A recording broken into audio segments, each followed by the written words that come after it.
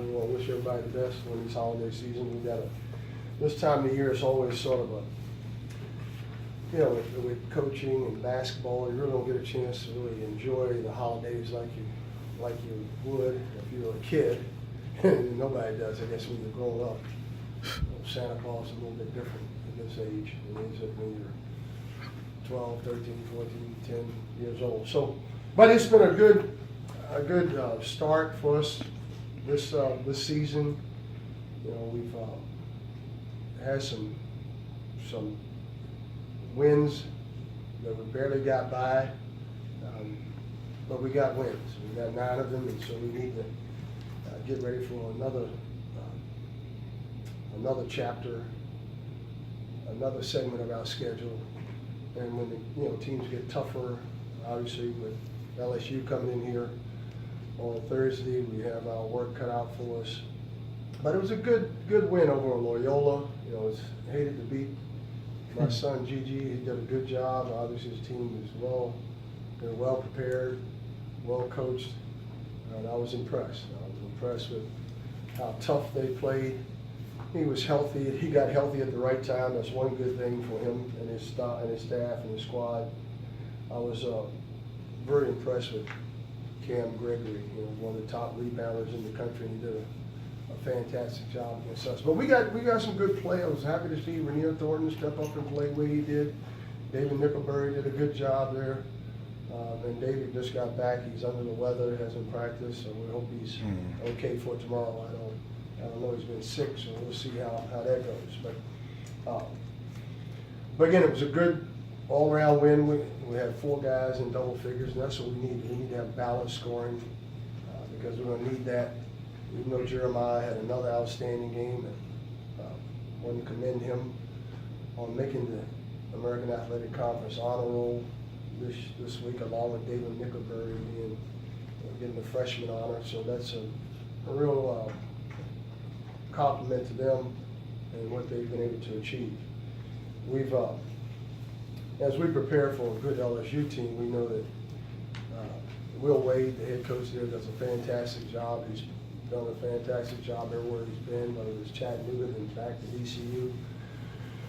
The school I spent 7 years coaching, and I know that he actually worked my basketball camp at Kentucky. So we have a relationship that goes way back. And so I know LSU is one of the top teams in the country. I think they're 8th in the country in field goal percentage, 18th in the country in fewest turnovers, 24th in scoring offense. So they've got an explosive team and some explosive players. I've been so impressed with Waters, their little point guard, who's a freshman that can really do a lot of different things, and we've got to find a way to slow him down.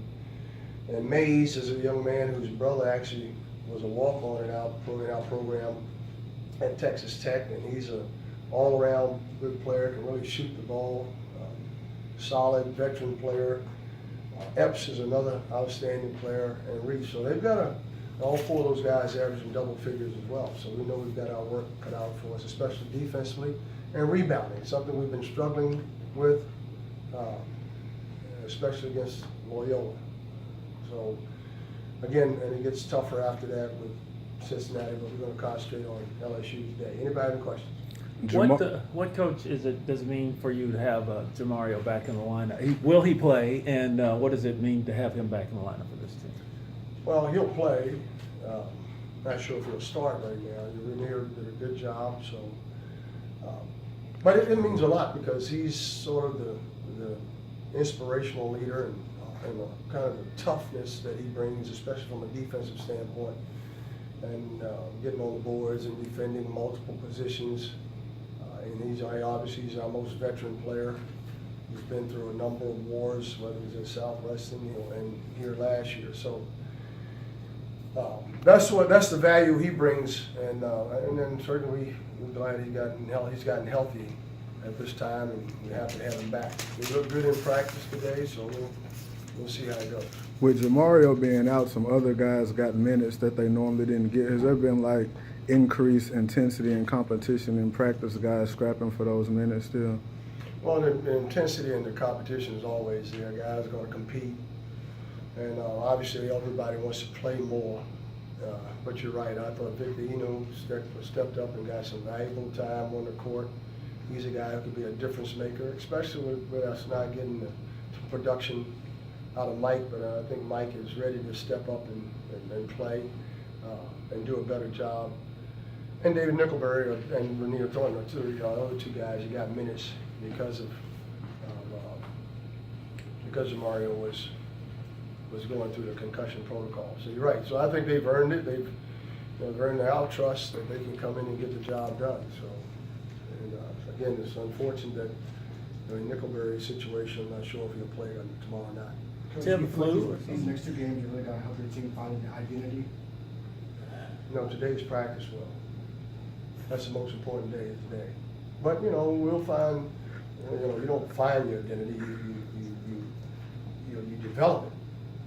And and that's something we're trying to develop in this team, a toughness and especially a rebounding mentality, something we've done a poor job of, and a defensive stop, type of mentality. We know we're not the best offensive juggernaut in the country, so we know we got to make stops and we've got to complete plays, and we've done that in situations where we've had to make stops and we've had to make plays. So I would think that has, that is part of our identity, that we bend and don't break, and that we do, we do persevere. And that's something that I'm impressed with. But no, LSU is going to be a real test for us, another chance to measure ourselves against a program that's had a lot of success, and they're relatively, I think they're still learning who they are as well. So it'll be a good test. What's been your message to Jamal Johnson the past few days? It seems like teams have realized he's a very good player and have kind of changed that. What's been your message to him just in terms of getting back to where he was 2-3 games ago? Well, I think Jamal is more mechanics. I don't think that necessarily after watching film anybody was guarding him any differently.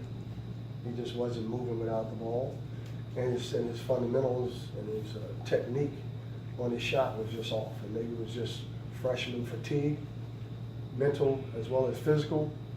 But we've been working to try to improve that. So I think that's where he's got to really develop that toughness that he needs to get better, and he will. He's putting in the time.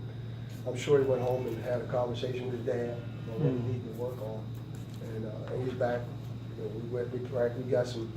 I said we and I kind of got together on what I saw some of his flaws were. It's something like a batting slump.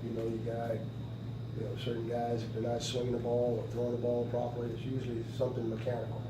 How valuable do you think it is for him to have someone like his dad who he can go, a guy who's been through all this before?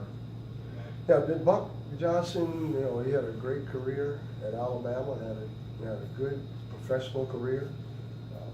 So yeah, I think it's important. I think it's been a big help to Jamal to help him, become a better. And he can see things obviously that he needs to work on. I really haven't talked to Buck about it, but I just assume that because I've done it as a dad too. They come home, things are not going right. You try to give them some information or give them your opinion about what needs to take place. But I think it's invaluable to have a parent that has played and understands the game like Buck does.